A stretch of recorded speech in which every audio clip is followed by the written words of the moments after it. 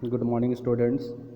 आज हम लोग सिविक्स के अपने चैप्टर वाई डेमोक्रेसी है ना, what democracy and Y democracy, उसके अंतर्गत आर्ग्यूमेंट फॉर डेमोक्रेसी है ना, इस टॉपिक पे डिस्कशन करेंगे।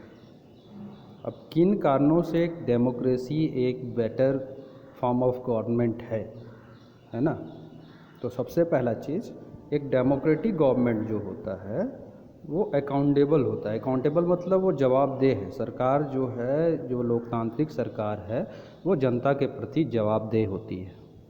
यानी जनता उनसे प्रश्न करती है ना, उसकी पॉलिसी को ले करके, और जिसका जवाब सरकार को देना होता है। सरकार उसके लिए बाध्य है। साथ में एक जो डेमोक्रेटिक गवर्नमेंट होता है उसमें जो डिसीजन मेकिंग का जो क्वालिटी होता है वो काफ़ी इम्प्रूव होता है, क्योंकि सरकार बहुत सोच समझ करके कोई पॉलिसी बनाती है, कोई डिसीजन लेती है, ताकि अगली बार जो है जब दोबारा चुनाव हो तो लोग उनको वोट दें। अगर वो गलत डिसीजन ले लेती है या ऐसा डिसीजन ले लेती है जिससे बहुत सारे लोग नाखुश हो जाएं, तो उसके दोबारा चुनाव हारने के चांसेस बन सकते हैं। तो कोई भी पार्टी ये नहीं चाहेगी कि वह चुनाव हारे, वो चाहेगी कि बार बार सत्ता में आए। तो इसके लिए वो क्या करेगी, एक अच्छा खासा डिसीजन लेगी जिसका फ़ायदा लोगों को हो।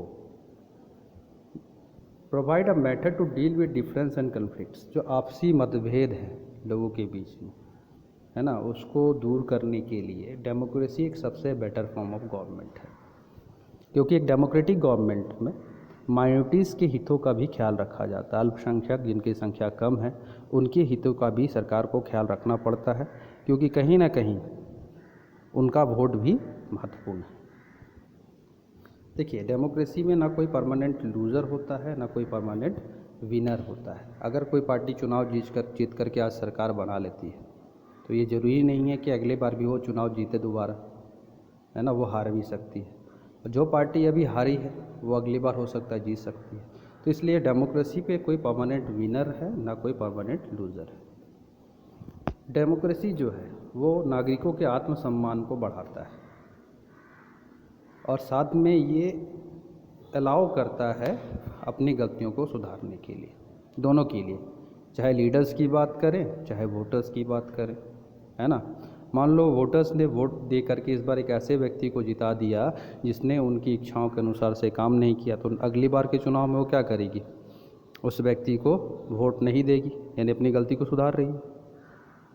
और लीडर, अगर मान लो कोई लीडर जिसको चुना गया है ना, और चुना जाने के बाद में उसने कुछ ऐसा काम किया जिसके कारण से जनता ने उसको पसंद नहीं किया, अगली बार उसको चुनाव हरा दिया, तो फिर से जब वो दोबारा चुनाव जीत करके आएगा तो ये वो है कोशिश करेगा कि वो गलतियों को ना दोहराए, है ना।